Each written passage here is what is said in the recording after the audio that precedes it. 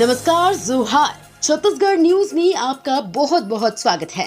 इससे पहले आप न्यूज को कहां से देख रहे हैं, कमेंट में जरूर बताएं। साथ ही चैनल को सब्सक्राइब करना बिल्कुल ना भूलें। छत्तीसगढ़ में अब तक 103.63 लाख मीट्रिक टन धान की खरीदी। राज्य सरकार द्वारा इस वर्ष मोदी जी की गारंटी के अनुरूप किसानों से 21 क्विंटल प्रति एकड़ की मान से धान की खरीदी की जा रही है। राज्य सरकार द्वारा अब तक किसानों से 103.63 लाख मीट्रिक टन धान की समर्थन मूल्य पर खरीदी की जा चुकी है। धान के एवज में किसानों को 22,468 करोड़ से अधिक राशि का भुगतान किया गया है। मुख्यमंत्री विष्णुदेव साय के निर्देशानुसार प्रति एकड़ 21 क्विंटल धान विक्रय का लाभ पूर्व में धान बेच चुके किसानों को भी मिलेगा। किसानों की प्रगति के लिए हर संभव प्रयास करेगी हमारी सरकार, बोले मुख्यमंत्री श्री विष्णुदेव साय। मुख्यमंत्री विष्णुदेव साय ने कहा है कि किसान हमारे अन्नदाता हैं। हमारी सरकार किसानों की चिंता करने वाली सरकार है।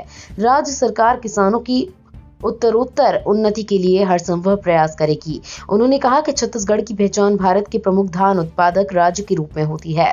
किसानों की मेहनत और परिश्रम के कारण ही यहां धान का विपुल उत्पादन होता है और छत्तीसगढ़ को धान के कटोरे के नाम से जाना जाता है।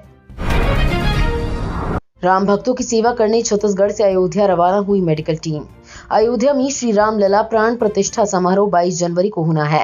इस दिन देश भर से बड़ी संख्या में लोग शामिल होंगे। वहीं भगवान राम की ननिहाल की ओर से दान पुण्य और सुविधाएं उपलब्ध कराई जा रही हैं।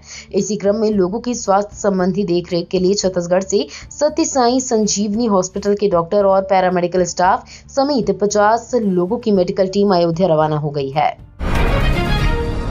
राम मंदिर मामले पर छत्तीसगढ़ में राजनीतिक बयानबाजी तेज।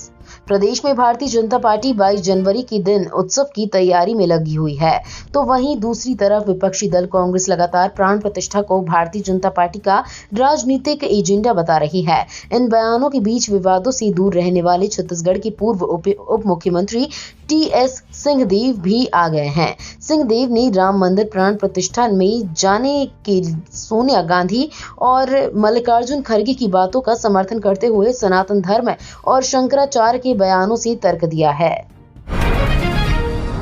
देश का तीसरा स्वच्छतम राज्य होना छत्तीसगढ़ के लिए गर्व की बात, बोली मुख्यमंत्री साय।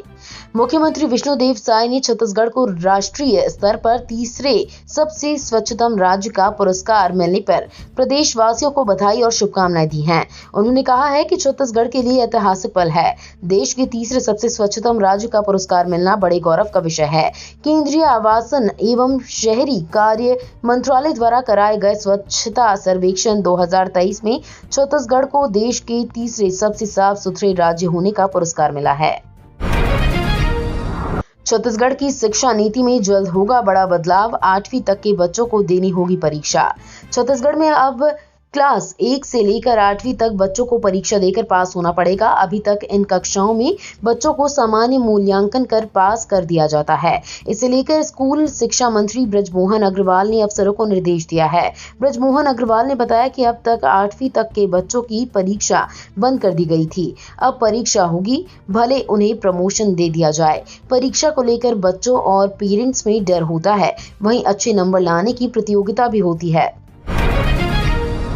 आधुनिक यंत्रों से बढ़ेगी छत्तीसगढ़ की खेती, कृषि उपकरणों की भरमार, प्याज और लहसुन की फसलों के लिए कृषि यंत्र। कृषि कार्यों की वजह से छत्तीसगढ़ की अलग पहचान है। यहाँ की आधुनिक खेती में लगातार बढ़ोतरी हो रही है। आधुनिक खेती के लिए तरह तरह के उपकरण का इस्तेमाल भी किया जा रहा है। भारतीय कृषि अनुसंधान परिषद नई दिल्ली और इंदिरा गांधी कृषि विश्वविद्यालय रायपुर की तरफ से अखिल भारतीय समन्वित अनुसंधान परियोजना की 38वीं वार्षिक कार्यशाला और कृषि यंत्रों समेत उपकरणों की प्रदर्शनी लगाई गई। केंद्रीय मंत्री गिरिराज सिंह कल से 3 दिवसीय छत्तीसगढ़ दौरे पर रहेंगे।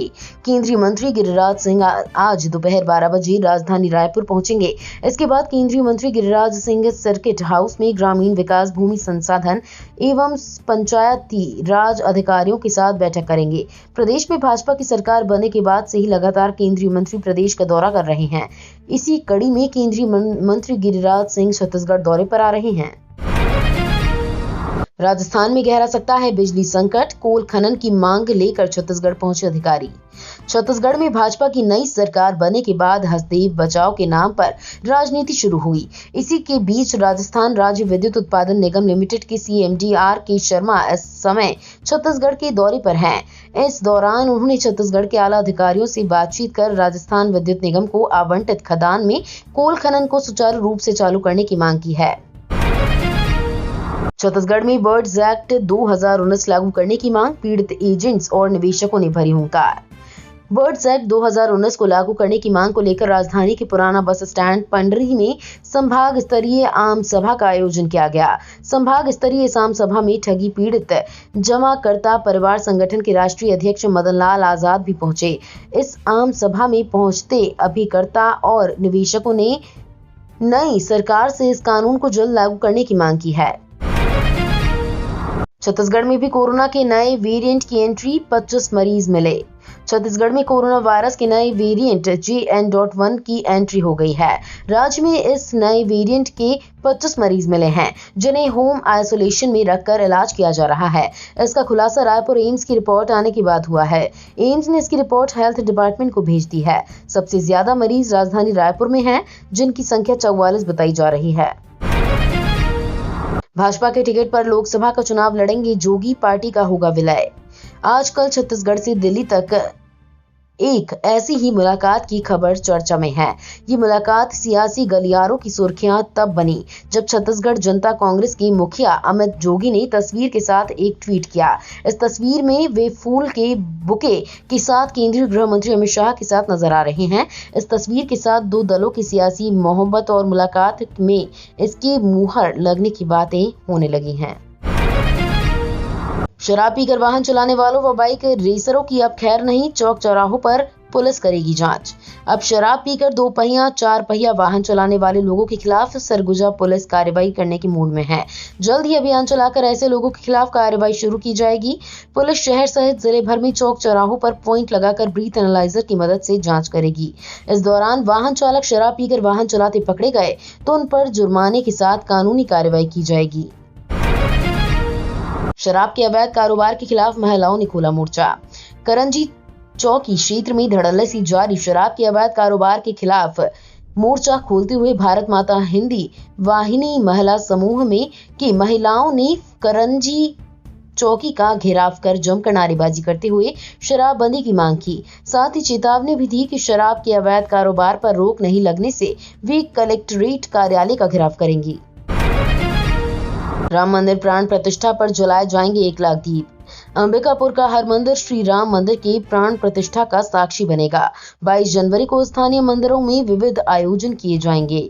अंबिकापुर के गांधी स्टेडियम में 1 लाख दीप प्रज्वलित किया जाएगा। गांधी स्टेडियम में लेजर लाइट शो भी होगा। ये तो थी आज की बड़ी खबरें। अगर आपको न्यूज पसंद आई हो तो वीडियो को लाइक और शेयर करना बिल्कुल ना भूलें। धन्यवाद।